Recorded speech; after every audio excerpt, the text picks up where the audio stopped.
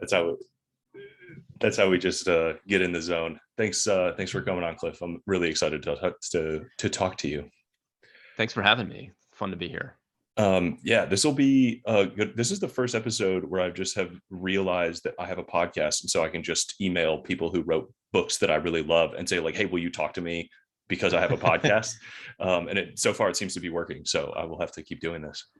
Yeah, and I imagine, there's not a ton of like long form like podcast formats. Like thinking mostly in the mainstream that like actually talk about stuff like this, right? I mean, talk about stuff like design and technology and things like that, like long form design podcasts, like few and far between. So thanks for reaching out. Is that true? Like I feel like I'm an outsider to the design world. I'm very like design curious. But I would Mhm. assume that there's a ton of those. Are there not? Well, it's kind of interesting, right? Like, so on the top end, like the sort of creme de la creme, you've got like 99% invisible, right? Yeah. And then you have a bunch of like craft focused trade podcasts, right? That have audiences of maybe like a couple hundred, maybe a couple thousand people that are really talking about the nitty gritty of like, um, how do you do XYZ thing in your design process, right? And there's this great in between that is really kind of vacant, Hmm. right? So, people engaging in design and technology in a way that's accessible, but also not specialized, not necessarily presuming a specialized audience. Like, I don't think there's that much there. And I don't even think that that's just about podcasts. I think for some weird reason, that's the case about design in general, right? So Hmm. I happen to have been the founding editor of the Fast Company's design site. And one of the reasons I started that site was that there's kind of nobody speaking to to the broad audience of people who should know about design but don't know about design, which I think is a really odd thing, right? The New York Times, I think, has 3 full-time art critics, but they have 0 design critics. But if you Huh. think about the number of people that are seeing the art that they write about, it's like in the tens of thousands, right?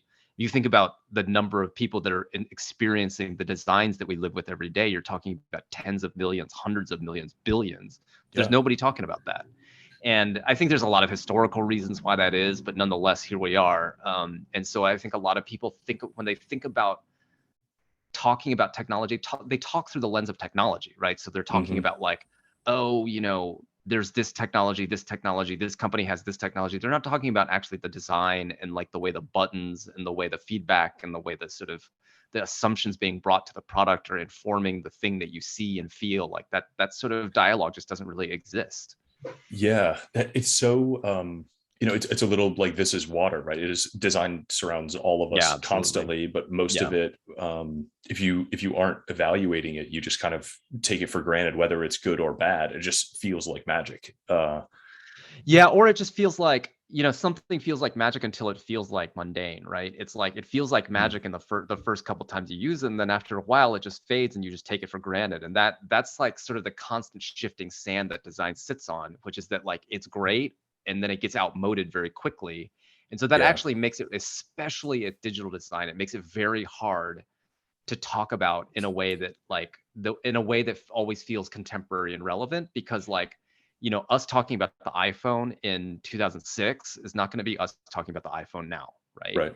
Us talking about the interfaces, the interactions, like the issues that were being brought to bear are different, the designs look different. And we forget, it's kind of weird because in the age of like invisible updates delivered over the cloud, like we live in this kind of like ever present, or this constant present, right? We don't remember Hmm. like what our technology looked like 10 years ago. Like I actually really don't remember what my iPhone was like 10 years ago, for example, or like Yeah. what my computer like interface. Like I vaguely remember like the different UI paradigms and all that kind of thing, but like you live in this eternal present, which it's like there's no past and there's no future. It's very strange the way we live with technology and design right now. Yeah, the past is maybe less visible than it's ever been. Like once a month, I'm like, Yeah. remember dial up? And then I'm like, whoa. Right. Like, yeah. Right. So we live in this real, it's a very strange thing, but like in a previous era in which like there was physical manifestation of design, Hmm. right? I actually think that there was more mainstream design coverage, Yeah. right? So like if you're talking about like the 50s and the 60s and 70s, like the Eameses used to go on like, I think they went on Johnny Carson one time. Yeah. So or they went on some really super mainstream like Dick Cavett or some mainstream big, night show. And like industrial design stuff used to make it on the cover of Time, right? But I think that's because people lived with all these physical objects and they could see like literal timelines all around them. They could say like, Hmm. oh, this is something that like your grandfather had in the 30s and then like we still have, and this is something we bought 10 years ago in the 70s, and and you could see physical changes in the design typologies, the design languages and all that kind of stuff. That stuff surrounded you. Um, and it made people probably more curious about it than they are now, when we're just sort of living in this kind of like, don't remember what happened a year ago and don't know what's Yeah. going to happen a year from now. Yeah. So if we had to kind of I think one of the reasons it's hard to observe design is because it is everywhere and we take it for granted. And I like, if we had to break design into some of these categories, like the trade style things that you talked about, like there's definitely like industrial design and graphic design and sort of maybe digital product design feel Yeah. sort of easy to categorize to me. Is that like a known list within the design world? Is that an ever Yeah, I emerging set mean, of categories? people keep trying to find bigger and bigger terms to encompass more and more things. This is like people talk about user experience design or product design and all this kind of stuff. I mean, I think the short answer is that like any artifact or any experience that you have that other people that is created by one person for another person is probably going to be called design. And Hmm. at the end of the day, I think what unites all of those disciplines is a certain type of mindset and a certain type of assumption and a certain set of processes and that's really what I was trying to convey in the book that I wrote, which is like this kind of hidden substrate that unifies all these design disciplines, this kind of this habit of mind, this particular way of looking at the world that has a lot going for it, but also has its own blind sides, right? So it's not I'm not, by no means do I ever argue that design is the answer to everything in the world. In fact, usually when design thinks it has the answers to everything, it fails miserably. Hmm. Um, but be that as it may, there is these like there is this kind of like unifying principles underneath that I thought bared would be important. It should be important to people who want to be better citizens of the world. It should be important to people who who are curious about the environment around them. And it strikes me as very odd and kind of like just bizarre that we don't have that kind of mainline education. People don't Yeah. people spend their times like going to see art and stuff. Like you go to a different city and like what's on the checklist of things that you want to go see. You want to go see their museums, their parks, all that kind of stuff. It's just very strange to me that we don't have any accounting of that in the design world. That even struck me. I mean, as soon as I left school and showed up for my first day in a company, it's kind of like, okay, like that's the sales team. Those people studied like business and sales. That's the accounting team. They studied accounting. Those are the engineers. They studied engineers. That's the design team. They're all self-taught. And that may have Right. been unique to that Especially of company, a but I was, certain era. Yeah, especially of a certain era. I am actually I count myself exactly in that thing. It's like design is also, it should be said, a relatively young profession. Like industrial mhm. design is probably the oldest of all the design professions, at least, outside of architecture. Industrial design is probably the oldest. And even industrial design, modern industrial design isn't but what, 80, maybe 90 years old, depending on how you count. Some people would count it, say it's like more like 130, 140, but we don't need to go into those details. But the point being, like product design, as we think about it, like digital product design is only like sort of Mhm. 20 years old as a self-named discipline. And so, designers of a certain age are almost exclusively self-taught, right? That speaks to one of the reasons why I sort of fell backwards in design, because that wasn't an option. I went to like an East Coast liberal arts school, which is like good for a resume, but not necessarily good at teaching you skills. And like, there was no such thing as a design major. If you were Yeah. interested in design, like literally the only major there was architecture. And I entered college like wanting to be an architecture major. I discovered architecture is a horrible profession. And I ended up finishing in philosophy and studio art, making art. And I was clearly trying to articulate, I was truly clearly trying to find some balance between those two things. And like, there was nobody around saying like, oh, you could study this. I had no Yeah. idea that you could make a living as like a graphic designer. I had no idea about any of that stuff. There was no counselor that sat me down. Like, I didn't get into design until I didn't get into design. I got into design in a very funny way in like my mid 20s, and then I actually didn't become a practicing designer until my 30s. So I definitely fell backwards into it. Yeah. Do you want to go through that story in like a little more detail? And side note, like I think architecture, at least in my age cohort, like accidentally trained some of the best designers and product managers that I know. Like it's just this right Yeah. blend of like one, they're all really fucking intense people because you have to be, because Yeah. it's a brutally difficult like industry and thing to study. But yeah, Yeah. the engineering, the creativity, the like high hmm agency-ness of it, the hmm math components, it's just a pattern that I keep seeing. I know zero like real life architects, but I know a lot of fascinating people that studied architecture along the way. That started architecture in some way. Yeah. Yeah. Yeah, I think it's because one of those things. It's like, yeah, there's a lot of reasons why that would be the case. Mhm. But we don't need to belabor them. But I do think that there's like some instinct to make something and some instinct to make something for somebody else. That's what Mhm. distinguishes it perhaps from art, which is very much about what am I trying to say versus like what problem am I trying to solve. It's a very different mindset. With including all the edge cases and at the scale of a building too implies like a certain amount of like Yeah. high agency thinking, which I think is Yeah. interesting. Yeah. Yeah. So Yeah. so Yeah. how did you fall backwards into the design world? So, I mean, I after I left college, like I confess, like as I mentioned, I went to an East Coast liberal arts school. Like they didn't just like teach you that there was a lot in the world besides investment banking and being a lawyer or being a doctor. And I came out of college just being like, I it would be my dream if somebody paid me not to just do grunt work. Um, Mm, and I had some vague notion that I actually wanted to go back to art school. And so of all things, I ended up working at a management consultant company because like they were the ones that didn't care what major I had. And I had just like a funny major that everybody was like, haha, what are you going to do with that? I ended up working at a management consulting firm because they were the only ones that said that like there's no major that you have to have. And so I was like thinking for a while, like I'll just work there and I'll save enough money to go to art school and like won't that be a funny story, right?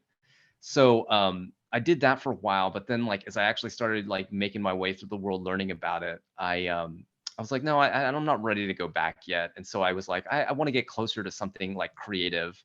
And so I applied for a journalism internship once again to the only journalism internship that like didn't have any requirements, which at the time was Harper's Magazine, the literary magazine, not the fashion magazine. And I got that internship. So I went from like, flying around business class, like telling businesses like, oh, you should lay off these number of people. Like I was working in leverage buyouts for Bain Capital. okay. And so I was doing that, and then I went to like an unpaid internship, like making zero, sleeping on my friend's couch, trying to break into the New York literary world for mysterious reasons. I think I was thinking like maybe I want to be a writer. I still think I might want to go back to school for art. I don't know. Um, and so I got into journalism. I went to work at The Economist, and then I was like, you know what? I really want to get back closer to visual culture somehow. I want to get paid to be closer to visual culture. And then I got a job at ID Magazine, which is kind of like it used to be like the oldest design magazine in like definitely in the United States, one of the oldest design magazines in the world. It was founded and contributed to by a bunch of really famous industrial designers in the 1950s. It was the Bible in American Mm, design for like a solid 70 years. Anyway, I got a job in there, and that was like the beginning of my education in design. I didn't know anything about it. And that was like the beginning of the intimation. I was like, oh, there's really smart people thinking about really interesting problems, and this is a way of life. Like not only it's a way of mhm. looking at the world, it's a way of life. It's a way of like approaching the world as things that you can actually have agency over. Because a good designer is like looking around constantly, and I think that the general mindset they're going to have is like they're going to be dissatisfied about the world.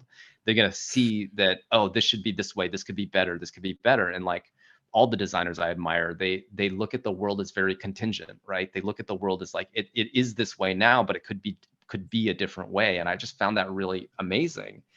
So fast forward a little bit, I end up like sort of getting deeper and deeper in design. I ended up going to Fast Company, founding their design site. And then eventually I was just like, I'm kind of like, it was only an accident that I found myself in a world writing about other people's ideas rather than trying to put my own ideas into the Mm, world.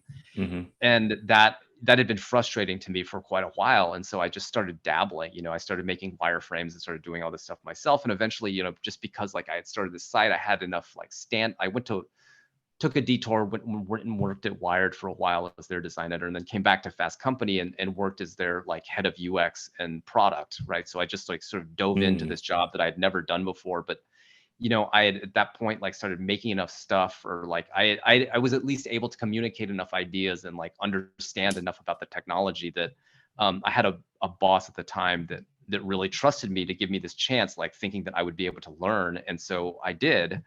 And that then was around eventually I the did that era for a when while. all of the kind of like print mags were like just mirroring their publication online, but then trying to No, it's reinvent media, yeah, a like little that. more recent than that. So Okay. this would be when did I? This is like 20. This is like 2015 to 2018. So like a little more Okay. recent than that. Okay. Yeah. And then after that, I got a job at, after that, I got the job that I have now at Google, where most of what I do is work on sort of future concepts relating to mostly to like, well, I'd say like I'm on a horizontal quote unquote innovation team that thinks about future concepts for our core products. So things like Assistant, Android, those are the things I worked on most. That's cool. So are you like, how far out is that? Is that like your job is half sci-fi author? Is that prototyping? Is that? It's definitely part of its prototype. We're trying to get more and more prototyping in, but it's not pure sci-fi, right? I don't think anything beyond 5 years is very useful, Mhm. frankly, because Okay. like beyond 5 years, personally, I think is like just enough time.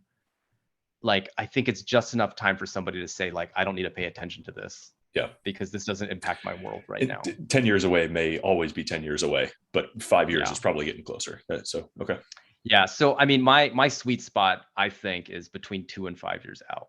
Okay. Right. So 2 years is like we can't quite build this, but we can see that it's not impossible to build. And like 5 is like we think that a couple steps might need to be in place before we're able to build something like this.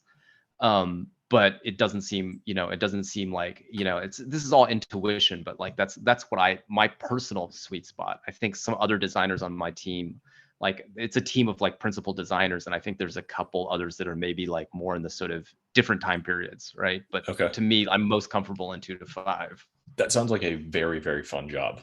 Um, It's amazing. I feel lucky. I mean, you can hear, Eric, that like I had a really charmed path like into being able to make three full career transitions in the, yeah. what is it, like 20 some odd years that I've been working. To make 3 full career transitions, pretty rare. And I feel really lucky and fortunate to have had that happen. But, oddly, one stage informed the next. Like I was able to become a designer who didn't have to completely restart my career because I had all Mhm. this context and like understanding. I had been conversant and I had been having ideas about design for a very, very long time, even if I had not been on the hook for drawing them. So And within the an journalism could organization. definitely Yeah. inform, yes.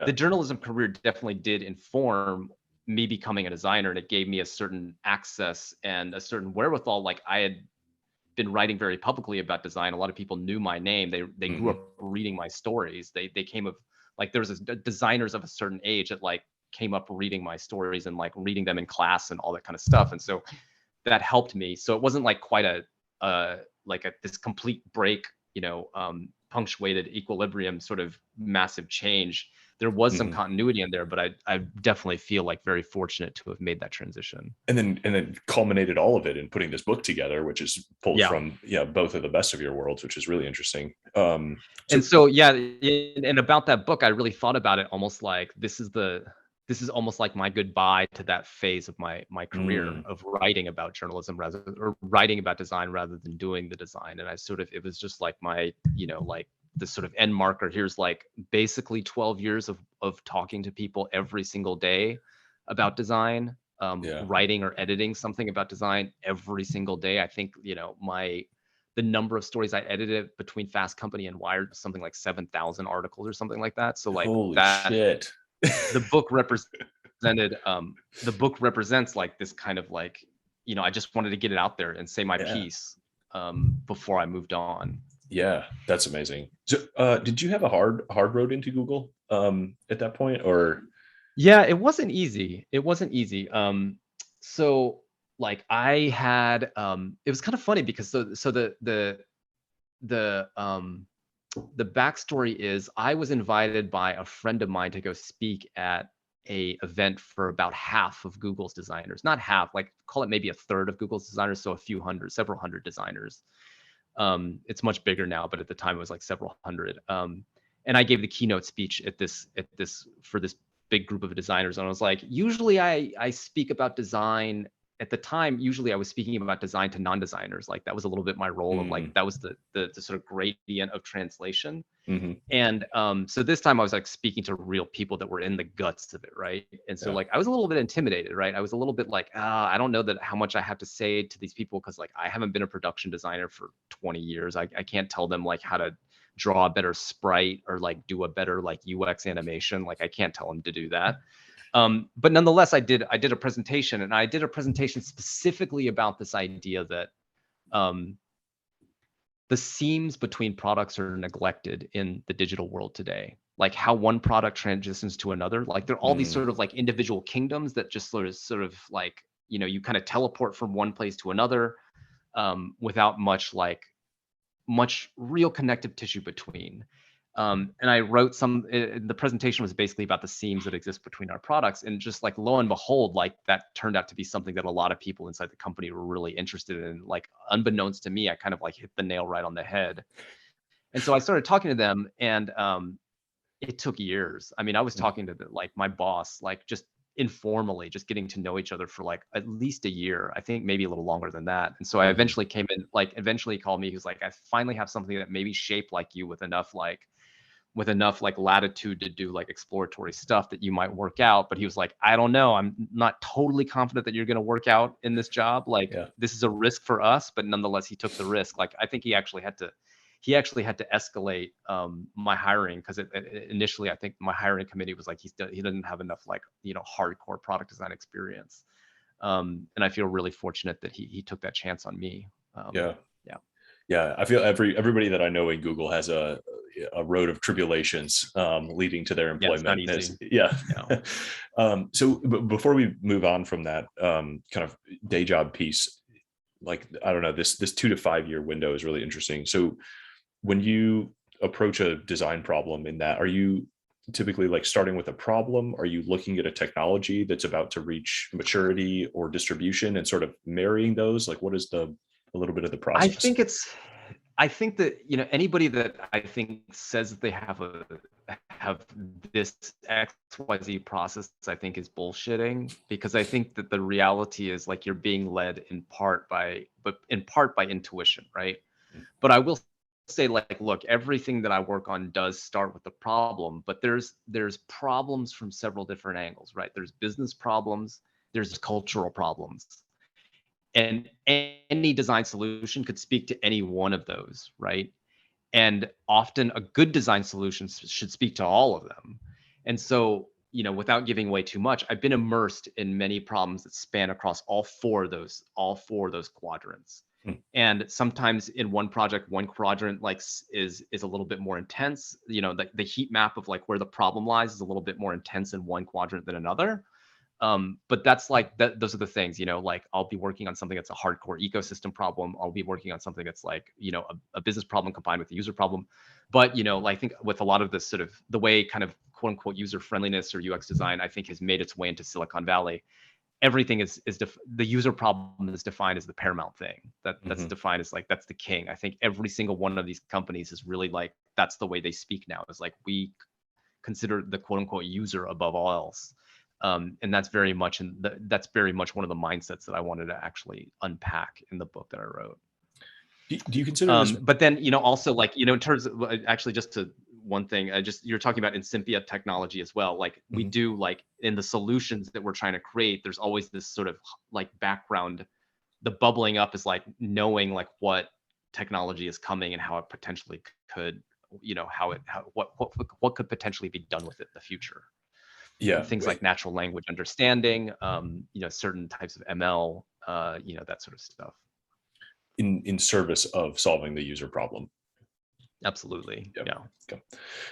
So something you said, it was kind of a sidebar in your story, your career story there, but I think it's an interesting question, is that designers tend to be kind of constantly looking around at ways to improve sort of the environment and the experience of everything that they're going through. I think that same description like also applies to a lot of engineers that I know. They're just optimizing for very different things. Optimizing for much different things. So like, where do you, and there are definitely some people like just beautiful, brilliant unicorns that can kind of see in both of those directions at once. Like, how do Yeah. you Yeah. classify what designers are optimizing for, maybe versus what an engineer tends to So, optimize for? I mean, there's like a kind of classic definition that we always use, like that we always use in work. And, I think this is not proprietary to, I'm just to be clear, I'm not speaking in any way on behalf of Google or on behalf of Google or about any proprietary information, but nonetheless, there's this like kind of industry thing. I think it was IDEO that first defined this, that like designers usually lean into desirability, engineers usually lean into feasibility, and then product managers lead into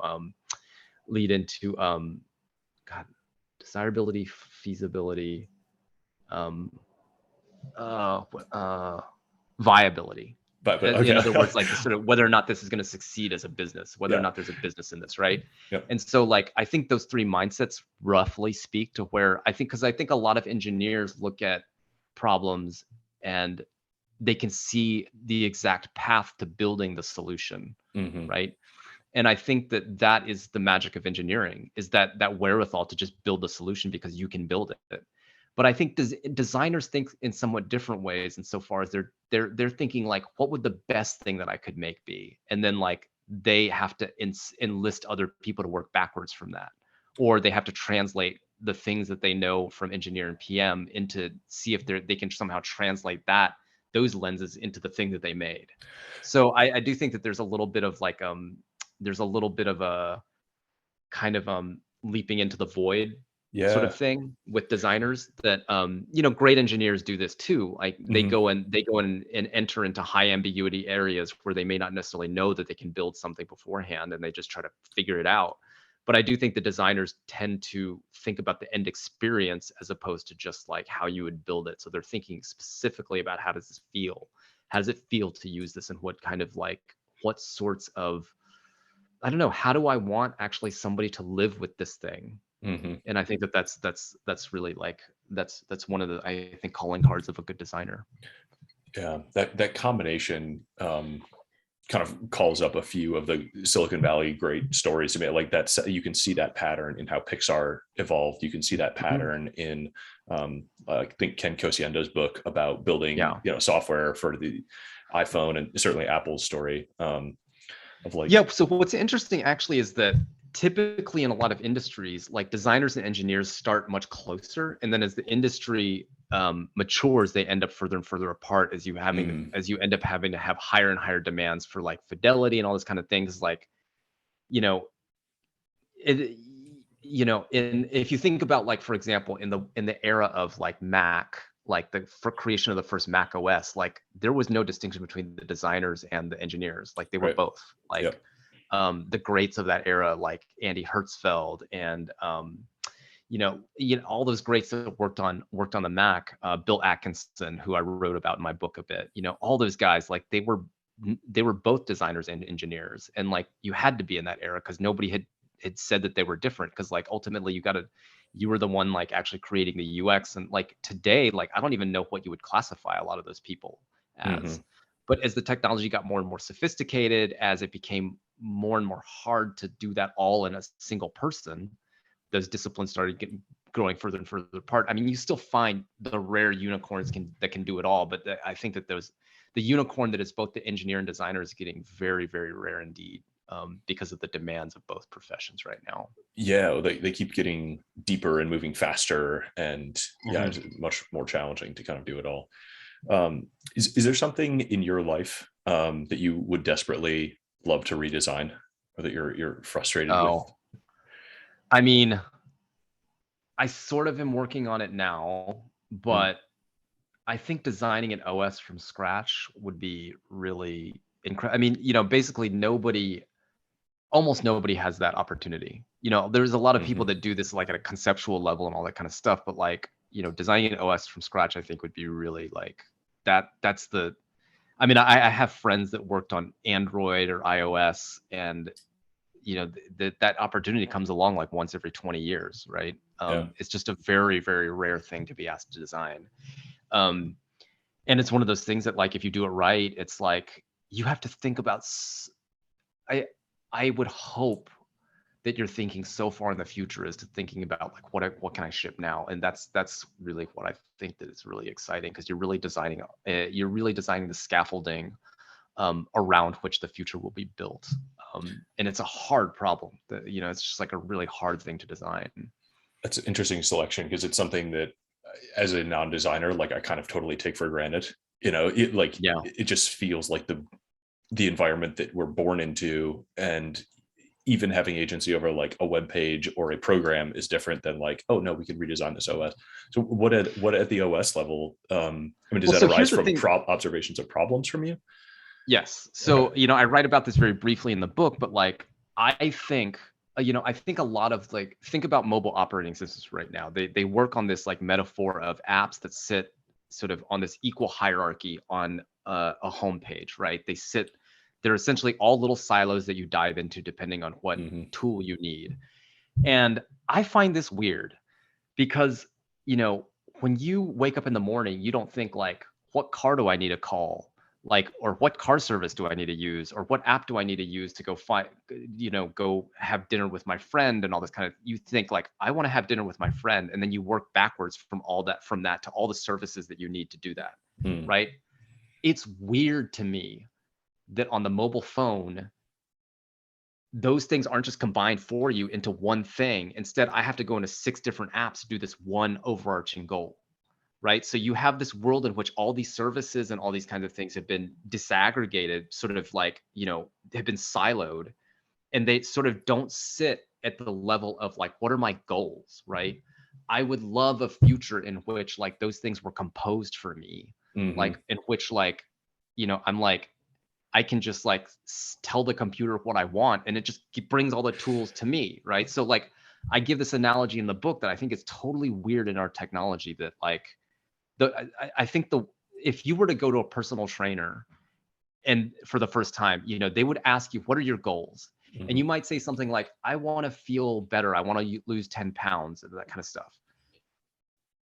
That personal trainer wouldn't ask you, how many curls do you want to do? How much cardio do you want to do? Like they would not ask, they would ask about your goals first. Mm-hmm. Um, Similarly, if you went to an architect saying that you want to build a house, they would ask you, what type of house do you want to build? They wouldn't hand you a box of tools, Mm-hmm. right? And so I think that we're living in a world in which we come to our mobile phones and they just give us a box of tools. And it's Mm-hmm. like, why can't I tell my mobile phone, like, I want this type of experience during the day, bring all that stuff to me and make that happen for me. I want to go hang out with Eric, bring all the tools that I need for that goal that I have, like, and get rid of all the rest of the stuff. I don't need that right now. The world that I'm describing is not so different from like, I mean, this is kind of trite at this point, at least in the UX community, but if you've ever seen the Spike Jonze movie, Her, that's a movie in which like the computing world is like very much oriented around like the things that the people are trying to do as opposed to the apps that they have, right? It's And super the weird thing, proactive. yeah, and the weird thing about the way our computers work now is that like I think that the app metaphor, the way the app metaphor works on our phones is really a holdover of the fact that essentially was created by a bunch of people that remember what it was like to buy software from a shelf.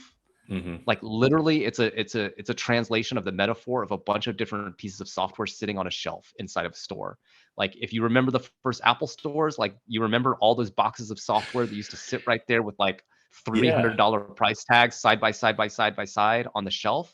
That's the metaphor. They literally translated directly onto the phone, and I'm like, we don't need to do that anymore. Like, there's no reason why we can't like compose software on the fly, why we can't actually create sort of, we're starting to have line of sight on a different way of computing, I think. Yeah, even I mean the fact that there's a seam between an app being on your phone to accomplish a goal that you have, like, I shouldn't have to know about Uber to know that my phone is capable of calling a car for me. Mm-hmm, mm-hmm, um, mm-hmm. And I'd say it further, like, why should you even have to download it? but yeah, Like, exactly, yeah. why should my life be about a bunch of micro decisions that I actually like at the end of the day like are pretty high friction, right? Yeah, and Um, it hasn't been until like the maturity of all these apps that we have anything that's, it's really nice to like, book a flight, and then there's a button in the Delta app to say add to calendar, and then you add to calendar, and then it automatically clicks. Like things are smart enough now to sequence these silos together. But to Yeah, your you're point, seeing like that's a little, lot little, of duct little. tape. Like, Yeah, you're seeing a little bit like little people are fiddling at the margins. I think mhm. what I am hoping to see is some wholesale change, and I may be wrong about this. Like I think probably almost certainly I'm wrong in the details. But I have just a hunch that there's a better way. And I'm just like, look, I'm not going to be working forever, Eric. I think that like this is the problem that when I came to Google, for example, I was like, I'm ready to work the next 15 years of my life on this problem. Mm. And that's what drove me. Interesting, super interesting. So one of the things you said at the very beginning that I want to go back to that feels like a reasonable segue here is that when designers feel like they have all the problems or all the solutions, they're probably wrong. What Yeah. did you mean by that? Like, are there? Because I think that, so just stepping back, a lot of times, like there's this idea that like if you design the best solution, like it'll just sell itself and it'll work magically in the world and it'll take over just through the force of markets, right? And I think that kind of like that sort of design as a savior mentality tends to go awry very often. Because like very often, like I think about a lot of like, for example, there was an era in design in which it was very fashionable and very you got rewarded in the sort of press for designing solutions for Africa, for example, Mm, right? Designing things for people that weren't necessarily that you didn't necessarily have a lot of personal connection with, but you went, you did like a 3-month ethnographic trip in Africa, and then you designed this like amazing new system, blah blah blah. And a lot of those things failed, and they failed because like those people ultimately didn't understand enough about the market dynamics. They didn't understand enough about the cultures. They didn't like think more like, and I'm not saying it was all the designer's fault. I'm saying that like to have the full rounded 360-degree solution requires a lot of different types of brains. mhm, And the designers themselves can't be the ones that are on the leading edge, because I think design can actually lead you astray by often focusing on the wrong things. When you think about the desirability, feasibility, like viability triangle, you need all three of those heads in the room to create something that's really going to help people.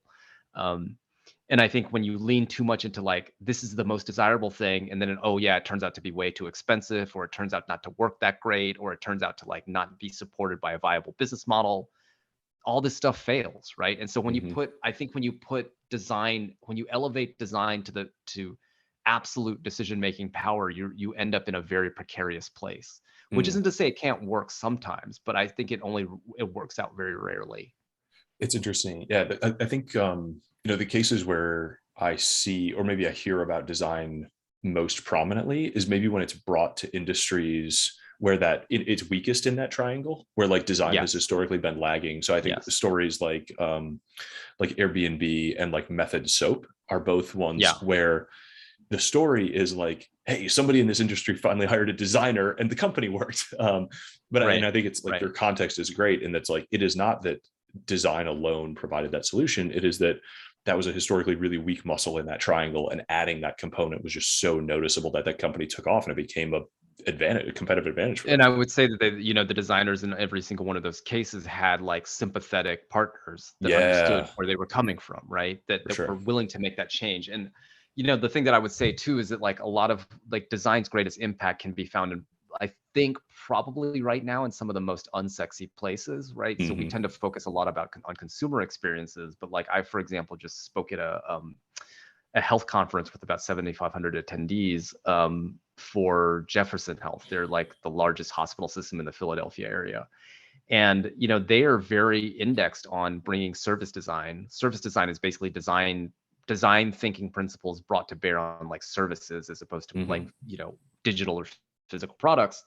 And there's so many problems to be solved there. There's so much like low hanging fruit in those industries where just like nobody has ever applied a kind of user centered mindset. Like, what is it like to be a doctor?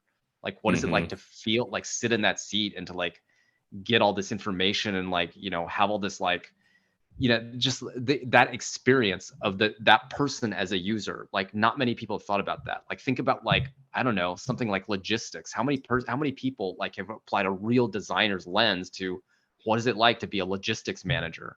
They Yeah. probably don't get a lot of like people empathizing with the role that they're playing and the job that they're trying to do. And that sort of those people that have been underserved by people really empathizing with what they need and how they live their lives. I think that there's so much of that in the sort of in the gnarly hard tech world, right? Not, Yeah. below the consumer level. Yeah, even that, I think, that it's famous for the Silicon Valley engineers to say like there is no such thing as too many software engineers in the world. Like there are just so many things left to build and optimize and make efficient in terms of like moving information at low marginal costs. And I think the exact same thing is true in what you're saying of there just can't be enough high empathy, creative design souls in the But I world would say working with like, these like crufty industries. the problem is in the design industry though, is that like we're educating designers at a far slower pace than we are educating engineers. Like We're behind on engineers and we're greater. way more behind on designers. I mean, it's crazy. Like a lot of people will tell you what the ideal ratio from engineer to designer to PM is, and it's probably something like one to like roughly maybe like a couple designers to a PM, and a PM maps to like 10 engineers. I think that's the rule of thumb that I've heard, something like that. 2 or 3 it's like to a 1 sort of and triangle. 2 or 3 to 1 above that. Yeah. Yeah, it's like sort of a triangle sort of vibe. And I can tell you like almost nobody in the industry is able to achieve that sort of ratio, because it's just there's physically not enough people to make that ratio work, especially because like we're churning out MBAs like crazy. Mm-hmm. We're almost churning out more MBAs than we are engineers. I would bet that we are. And so like, yeah, it's the entire like the labor market, the pool of labor is like completely skewed, I think. To be fair, not a day goes by that I don't hear someone scream, more MBAs. We need more MBAs. Yeah. So where are the designers coming from? Like what are the pipelines that are creating them today? I mean, architecture used to be a big one. I mean, if you think about like web 1, right? Like web 1 was a lot of like, disenchanted graphic designers, disenchanted architects, like sort of dabbling in the sort of new, what we would call today metaverse, right? That was the World Wide Web. But then you actually started having more professionalization. So there are like now schools, and they're typically like closer to the trade schools, or closer to, there are design schools out there which either are descended from art schools, is the case of most European design schools, or engineering schools is the case of most of the United States, right? So some of the really strong design schools, or at least historically strong design schools, are like Carnegie Mellon, or like University of Washington, or I guess you get a little bit of RISD thrown in there. They're just like oddball. It's like, but it's not like it's not the case that every university has one of these programs. Right, like and they're small programs. Has an engineer. They're small programs. Yeah, SCAD, RISD are both tiny. Yeah. And though I would say like they're training more and more people to go into something like product design, just that's where the jobs are. But that's not necessarily where they're actually that's not how they're actually educating their designers necessarily. I think the education is much better in Europe, because there's a much stronger heritage of basically practitioners going back to teach, practitioners teaching at the same time. Like that doesn't happen that much in the United States, because academia, like at least for design profession, is much more of like, that's my career and that's all I'm doing. And by the way, I'm working 80 hours a week because I'm outnumbered at by my engineers, and I'm always behind. So I do think the European schools are way ahead of us, in the United States. But in any event, like those programs are also small. It's just like a weird imperative. Like every single school you go to today will have either a business or an engineering program, and not everyone will have a design. In fact, almost none will have a design program. They may have a couple graphic design classes. They probably will have an architecture major, oddly, but they almost certainly will not have like anything like a user-centered design major. Right. So something that's interesting, I think, a question that emerges out of both this kind of, it's not obviously like a credentialed, it's not a super wide pipeline. There's not that many designers in the world, and a lot of them are self-taught, and the output of design is just less black and white sometimes Yeah. than Yeah. engineering, or even like, any of the other industries. So one question that I feel like is just like, how do you know when you have a good designer or when you're working with a good designer? It feels more I vague mean, than some of the other industries, and it's yeah, something I think maybe that to that's blame for totally the some of the case. reason that, like you I think mentioned that before, that's like true. designers don't have the support within the rest of the structure. Well, I think that's true. I mean, it's definitely like it's an experiential, subjective thing, right? So I do think that like it's not like you can't give. Well, you can, people do try to do this. They give designers like little design challenges when they're interviewing Mhm. them, but like it's not like engineering where you're going to sit down and do leak code and like you're just going to like Yeah. you're going to have like a set type of problems and just like I can solve this problem of this kind of like difficulty that proves to you that I'm probably a pretty good engineer. It doesn't work like that. But in terms of good design, I think most of the time, what I look at when I'm like talking to young designers or evaluating young designers, I'm looking for them to actually bring simplicity where I didn't think it was possible.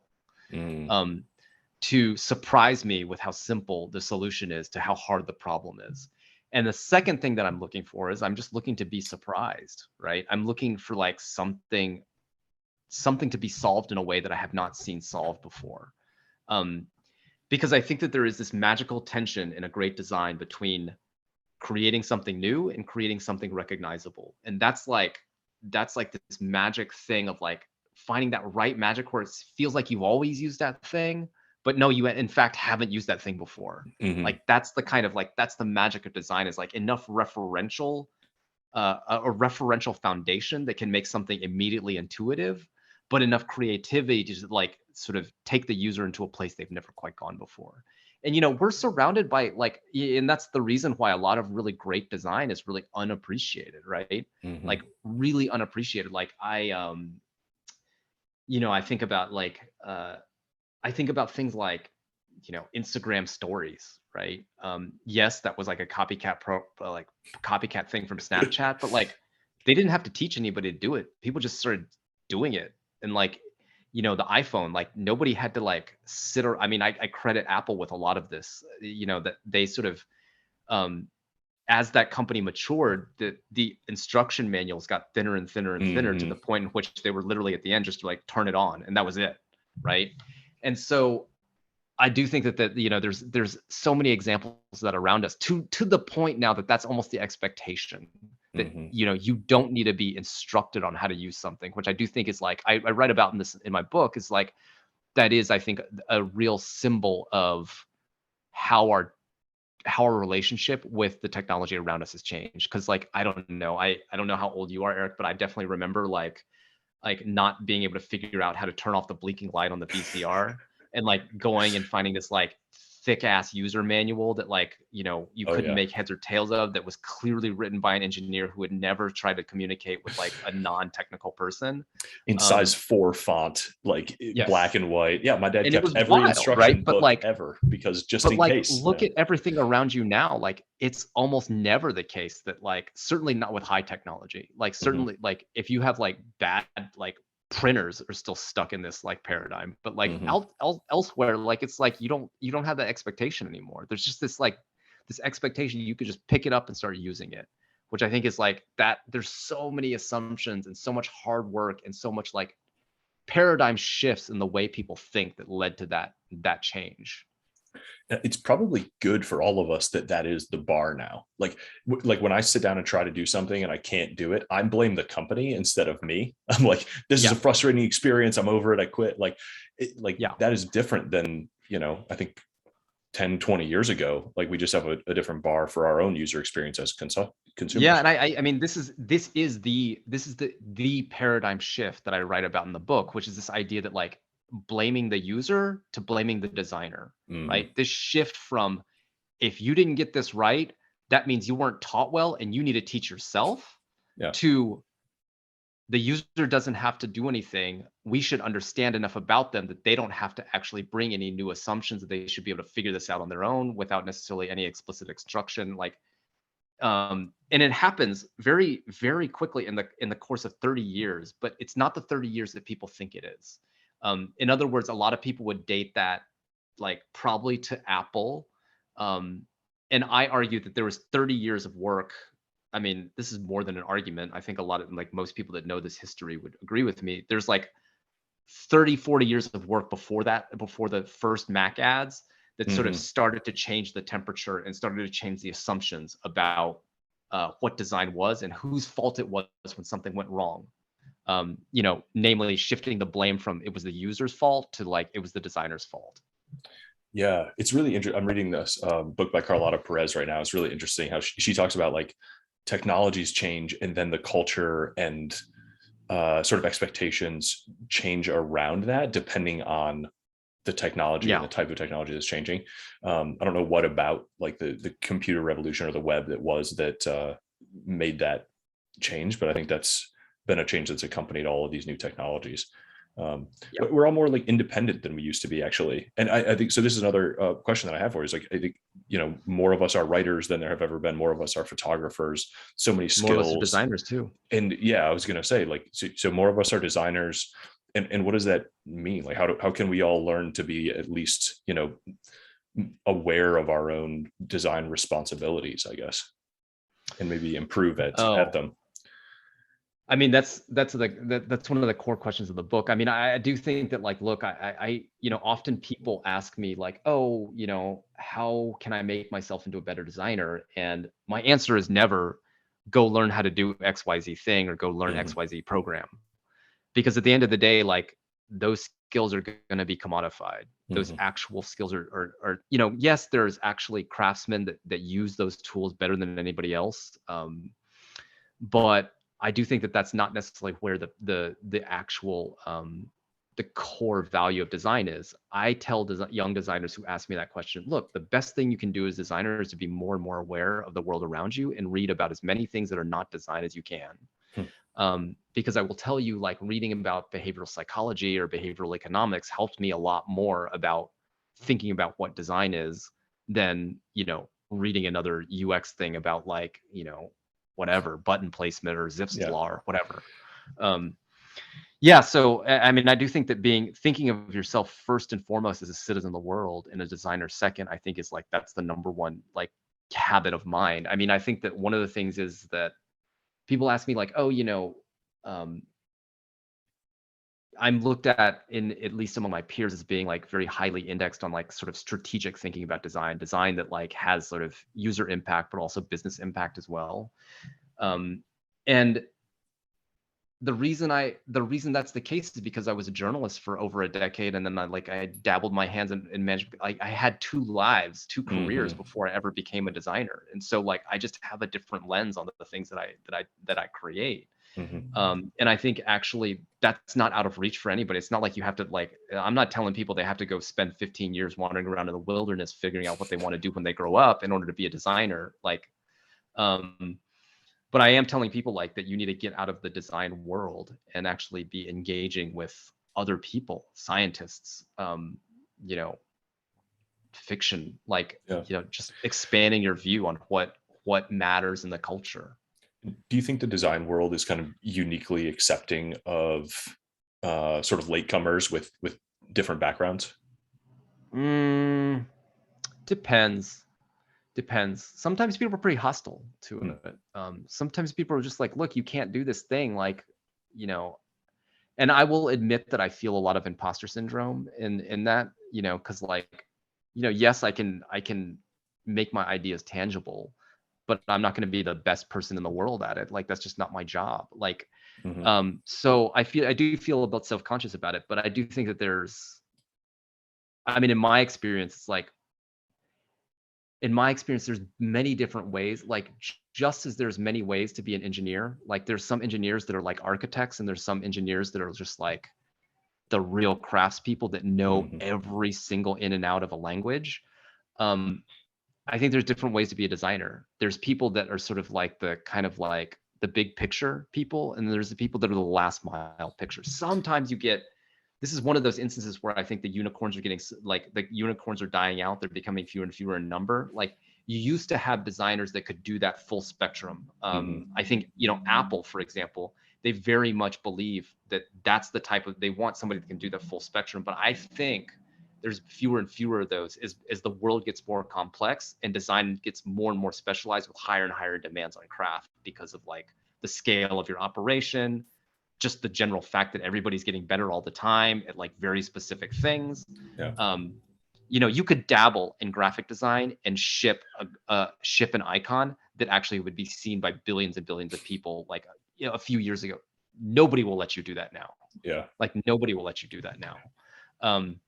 And so, yeah, I do think it's becoming rare and rare to find that one designer that can actually cross that full spectrum, and you're starting to get more and more specialization on different ends of it. Hence this somewhat aggravating distinction people make between UI design, UX design, and product design. Mm-hmm. With product design sitting at the highest level of abstraction, UX being somewhere in the middle, thinking about flows and sort of architecture, and then UI thinking about that last mile of finish. Yeah. Do you think there are frontiers, maybe either in industries or technologies or whatever, where there still are those unicorns who are kind of conceiving, designing, and implementing? Probably. I mean, where would they exist now? I mean, I would assume that it's probably in somewhere at the edge, like, you know, NFTs or something like that, or you know, some sort of some place where it has a Wild West sort of feeling. Yeah. Like any place where it feels like if you walked in the room, if you walk through the wrong door, you might find yourself in some pretty like shady crowd. Like usually that's where you find a lot of people doing a lot of everything, right? Yeah. That sounds like crypto and NFTs. So I want to kind of end with a few maybe excerpts from the book, which I read. We walked into a coffee shop and my fiance picked up and bought your book, and I promptly stole it from her and read the whole thing and marked it up and dog-eared it. And I've got just like highlights on highlights from it. I absolutely love it. That's great. I'm glad you found it in like meat space. That's yeah, I was going to ask you like how you stumbled across it. Yeah, I literally just picked it up off a shelf. And she was like, was it like a local, like was it a chain or was it a? No, it was a small, like local, it was like a bar / coffee shop / like there were six books out there. And somebody with a good eye just grabbed it. And I was doing a lot of like product management design work at the time and was like, I want to learn more about this. And so I picked it up and absolutely love it. I mean, it's jam full of sort of stories of incredible technologies and products that got designed across a ton. I mean, there's experience design and industrial design and service design and sort of the like, this is what I want to ask you. Do you consider this like the Mount Rushmore of designers that you chose to profile in here? Because there are also like some characterizations of great people, but I didn't know. There's definitely a couple in there that would be on the Rushmore, but you know, somebody like Don Norman, I got to spend some time with Don Norman, or Bill Atkinson, I got to spend some time with Bill Atkinson, who was one of the original designers of the Mac operating system. But no, I wouldn't consider this is like the point was to reflect the heterogeneity of like the design discipline. So I found people like, you know, some of the stories I have in there are people whose design solutions failed. Some of the stories are they're people that have no design training that are jumping into design solutioning, right? And some of them are just like people that are like all-time greats, right? And so it runs the gamut. And that was a little bit of the point, because I wanted to actually reflect that no matter the scale, the resolution, like people are grappling with some similar set of problems, and they're using a similar mindset, and they're potentially using a similar set of assumptions to find the solutions that they're looking for.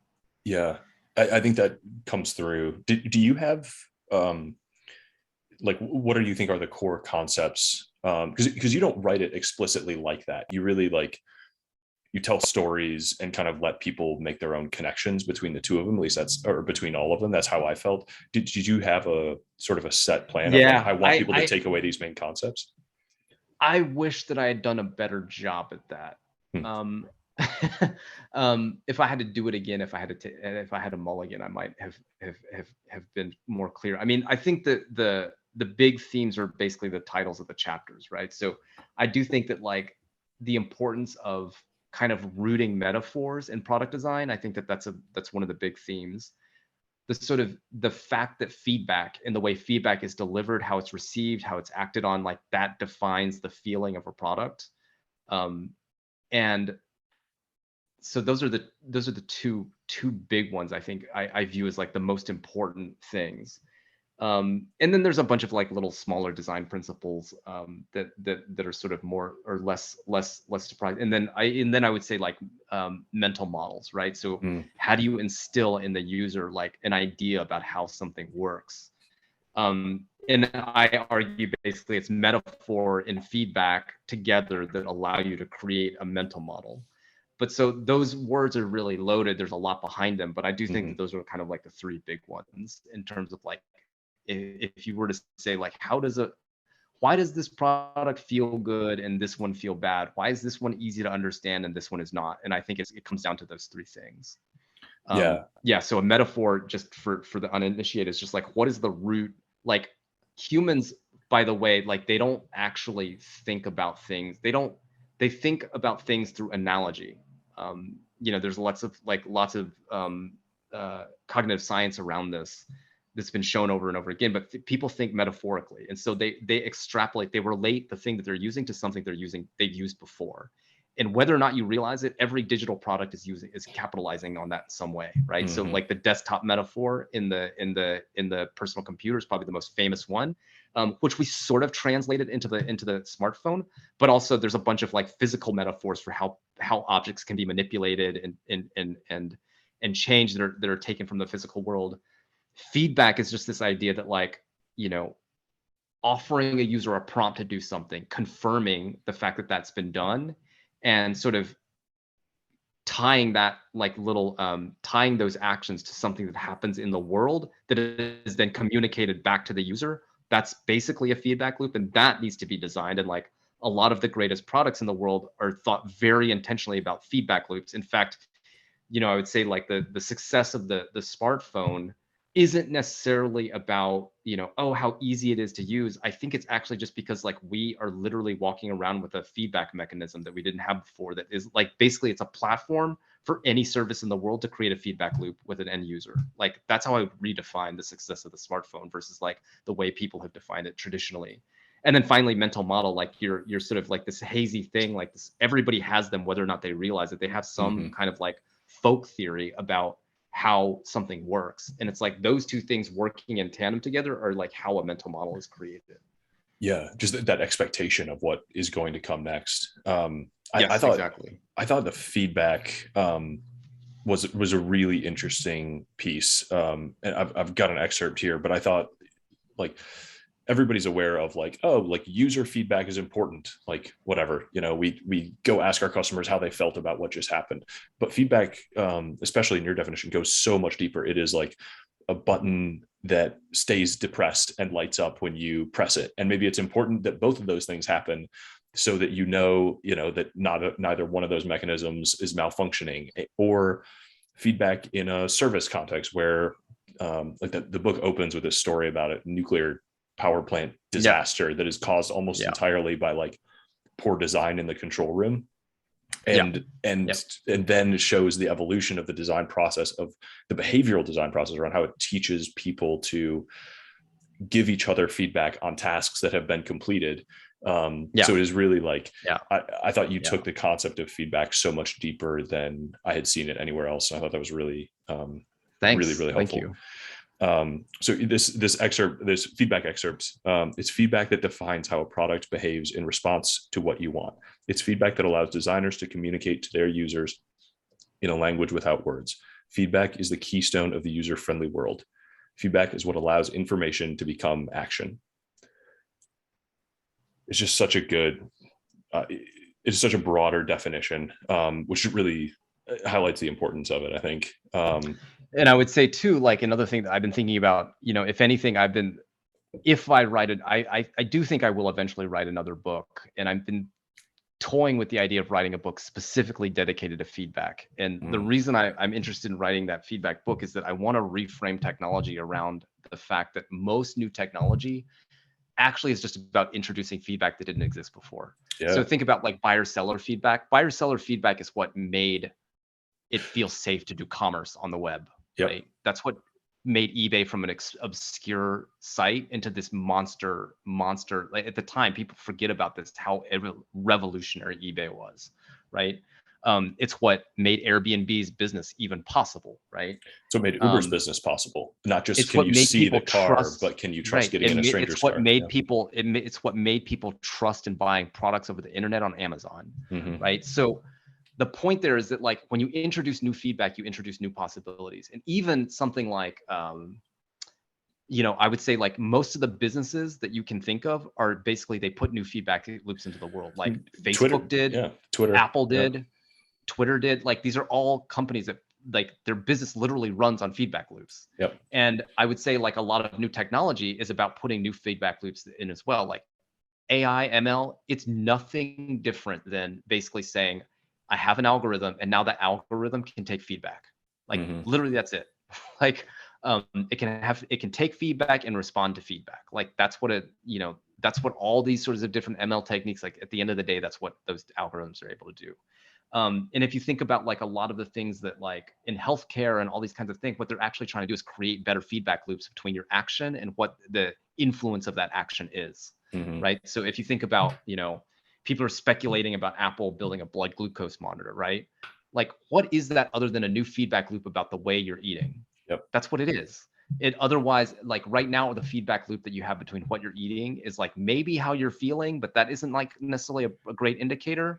Or it's like something about how you step on the scale, or something Mm-hmm. about like a diagnostic test that is maybe comes to 10 years too late, Mm-hmm. right? So some sort of more real-time monitoring of your like actual like the effect that the food and your environment is having on your actual like your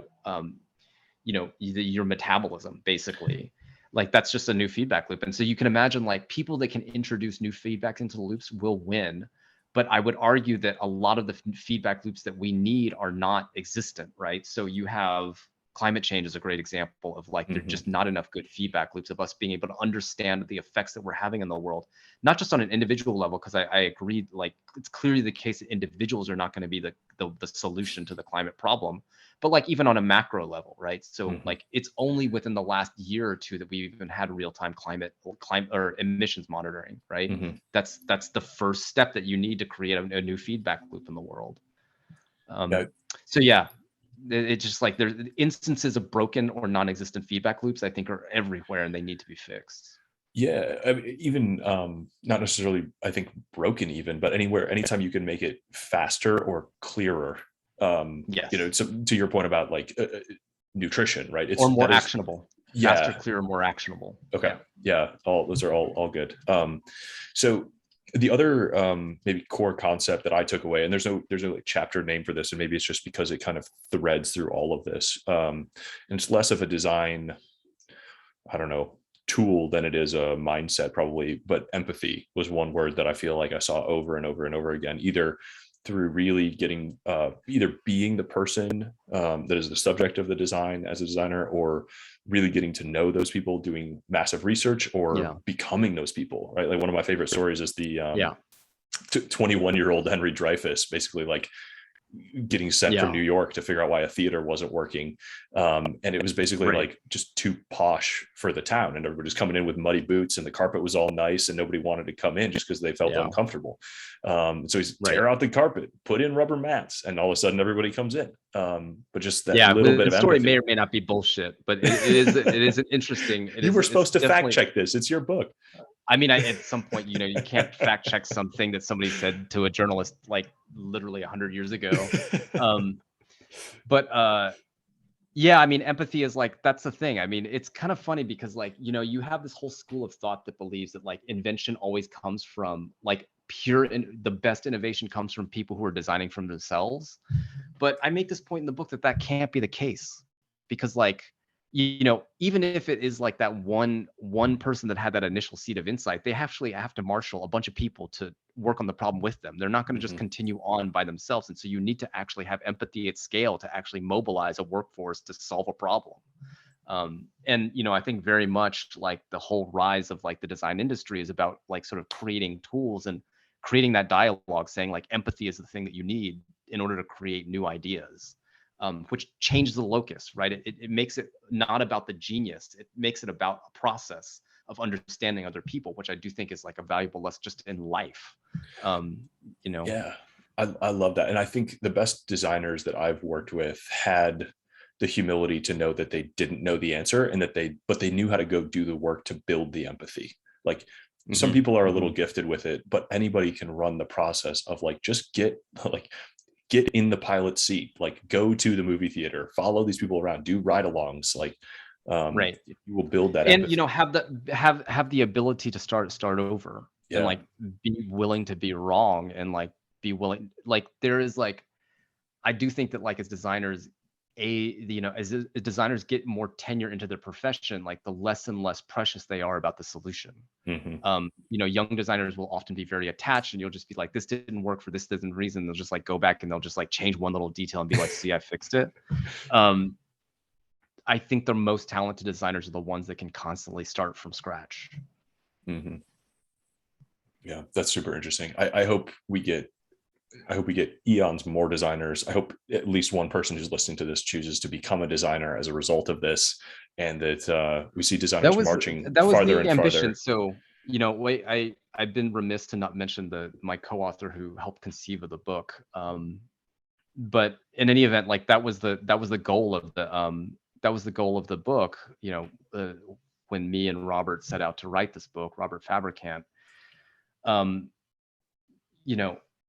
ended up writing the book, but like nonetheless, the goal for it was, if you read only one book about design, we were hoping that this might be the one. And if you were entering into a career in design, we were hoping that it could be the first one you read.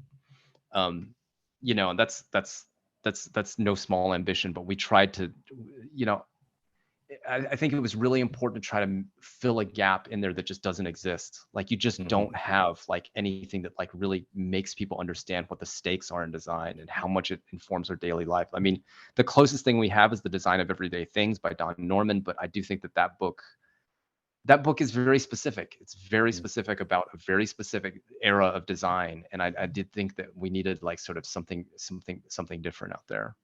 Yeah, I mean, I think you nailed this. And it's I love a book that I can pick up and in one book feel like I at least have an overview understanding of a totally new kind of a new area of life, whether that's a discipline or a type of job specifically, or a country or a people or culture, whatever.